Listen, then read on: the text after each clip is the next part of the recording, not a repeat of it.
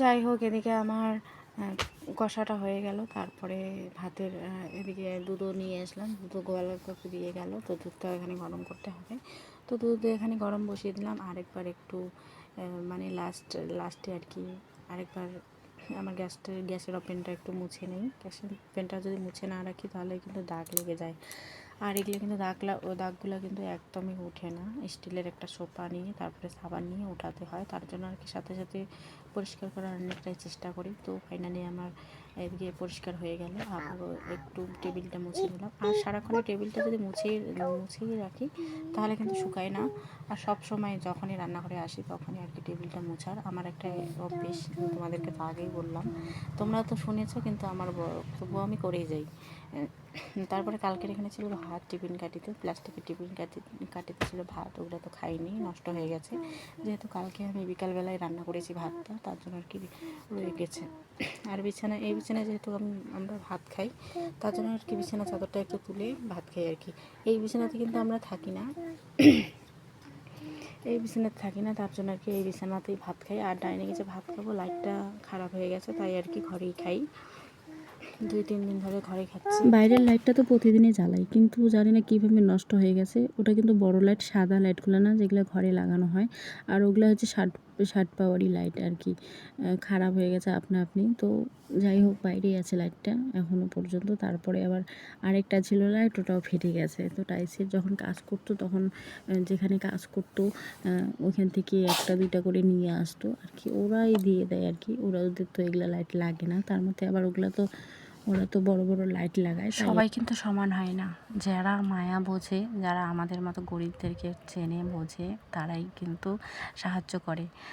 যাদের আছে, যারা আর কি, সবাই তো সমান না। আর ওটাই আর কি বলতে চাই না, গরিব ধনী নিয়ে কিছু বলতে চাই না, কারণ আমরা তো গরিব, সেটা অবশ্যই ভগবানটাও জানে, আমরাও জানি, তোমরাও জানো আর কি।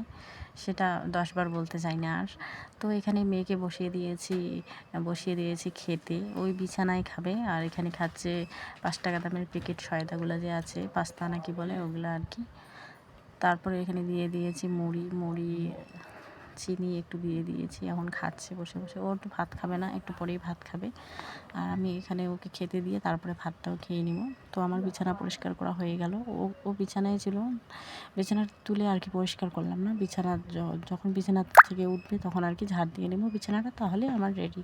তো একটা নাইটি ওইখানে রেখে দিয়েছি, শরীর মুছে এখানে রেখে দিয়েছি। তারপরে এখন সুন্দর করে রাখছি। আর একটু অর্ধেক দিয়ে দেবো ওকে, মুড়ি খাবে। আর মুড়ি দুধ খেতে কিন্তু খুবই ভালোবাসে। আর 2-1 দিন ছিল ওর সর্দি জ্বর, তার জন্য আর কি দুধটা নেইও নেই আর ওকে দিয়েও নেই খেতে। তারপরে চলে আসলাম 2-1টা জামা নিয়ে কলের পাড়ে এসে জামাগুলো ধুয়ে নেব। আর থাল মাজা যে সাবানটা আছে, ওই সাবানটা তো জল জমে গেছে, তাই আর কি। এদিকে আমি মোবাইলে ভয়েস দিচ্ছি, আর কুকু গেল জল আনতে বলে ছড়া পড়ছে মেয়ে। আর দেখতে তো পারলে, মেয়েটার আমার বই পড়ার কিন্তু খুবই শখ।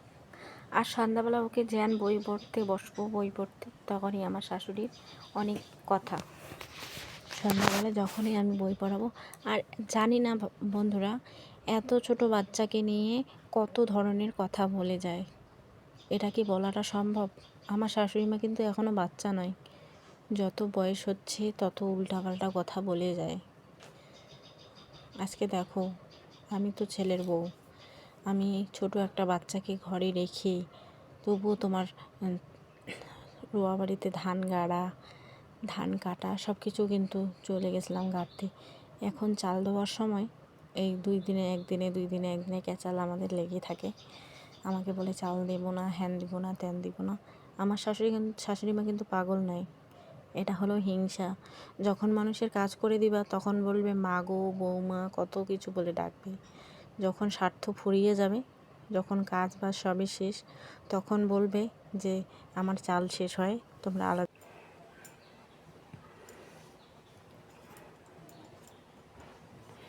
তো হ্যালো বন্ধুরা, তোমরা সবাই কেমন আছো? আশা করি সবাই ভালো আছো। তো এখন তো বর্তমানে শ্বশুরমশাইয়ের শরীর ভালোই আছে, কিন্তু বাড়িতে আমি কিছু কয়েকদিন যাবৎ তো সবাই একখানে ছিলাম, একখানে খাওয়া দাওয়া করছিলাম। মানে এখন নাকি ওরা ওদের মতো করে খায়। তারপর আমরা আমাদের মতো করে এটাই আর কি। আমি যদি রান্না করি তাহলে খেতে চায় না, আমি যদি চা বানিয়ে দিই তবুও খেতে চায় না, এটাই আর কি সমস্যা। পরিবারে ছোটো মোটো সমস্যা কার বা না হয়, সবারই হয়। ঘরে ঘরে সবারই ছোটো মোটো কথা নিয়ে ক্যাচাল হয়ে থাকে। কিন্তু আমি বেশি কিছু কালকে আমি বলিনি, শুধু বলেছি তোমাকে খরচা আনার টাকা দিয়েছি, তুমি খরচা নিয়ে আসো, এ বলছি। আর আমার শাশুড়ি মা আমাকে উল্টা আবার বলে কি তুই নিয়ে আয়, তুই যেহেতু বাচ্চাকে নিয়ে যাবি ডাক্তার এখানে, তুই নিয়ে আয়। দেখো বন্ধুরা, আমাদের এখান থেকে কিন্তু ডাক্তার এখানে হেঁটে যেতে হয়। ওখানে আমাদের বাড়ি থেকে 10 টাকা ভাড়া, তো আমি তো গাড়িতে যাব না, হেঁটেই যাব। হ্যাঁ, কালকে একটু টাকারও সমস্যা ছিল, তখন নিজে একটা ছোট বাচ্চা, আমাদের খাবার থেকে বাচ্চাটা একদমই বেশি, কিন্তু আজকে যদি খাবার না পাই তাহলে কালকে অবশ্যই পাবো। কিন্তু আমার শাশুড়ি মা সেটা মানতেই চায় না, যেটা লাগবে তো লাগবেই। কালকে টাকা দিতে পারেনি বলেই এরকম অবস্থা, আমাদের সঙ্গে আর কি খাবে না। আজকে মা হয়ে ছেলেকে বুঝতে পারে না, ছেলের অভাবটা বোঝে না। আজকে এমন সময় আলাদা করে দিয়েছে, কি আর বলি বন্ধুরা, এমন সময় আলাদা করে দিয়েছে, আমাদের হাতে নেই টাকা, তার মধ্যে চাল নেই বাড়িতে, বাড়িতে আছে একটা ছোটো বাচ্চা, বুঝে উঠতে পারি না। তোমাদের সঙ্গে আমি অবশ্যই, ঘরটা যদি খোলা থাকতো তাহলে তোমাদের সঙ্গে অবশ্যই আমি শেয়ার করতাম আমার শ্বশুর শাশুড়িমার কতগুলো চাল আছে। একটু চাল দিয়ে সাহায্য করেনি। তারপরে আমি মামার শাশুড়ির বাড়ি থেকে একটু চাল নিয়ে আসি, আবার বাড়িতে একটু অর্ধেক চাল আছে, একটু চাল, সামান্য চাল আছে, ওটা রান্না করবো রাতে। তারপরে কালকে সকালবেলা মামির শাশুড়ির বাড়ি থেকে যেগুলো চাল নিয়ে আসি ওগুলো রান্না করব কালকে সকালবেলা, যেহেতু সকাল সকাল কাজে যায়। আর বিল তো পাইনি, বিল যদি পেয়ে থাকতো তাহলে আমি অবশ্যই চালটাই আগে কিনতাম, কারণ কাজের থেকে আগে খাবারটাই বেশি। আর আমার দেখো ট্যাঙ্কিটার অবস্থা কি খারাপ হয়েছে, তো ওটাও তো এখন ঝাড় দেওয়াটাও সেরে নিলাম, ঝাড় দেওয়া আমার কমপ্লিট হয়ে গেল। তো এখন একটু খেয়ে নেব, একটা ডিম ভাজা করে ভাতটা খেয়ে নেব। আজকের মতো এখানে থাক, কালকে আবার দেখা হবে নেক্সট ব্লগে। Bye bye.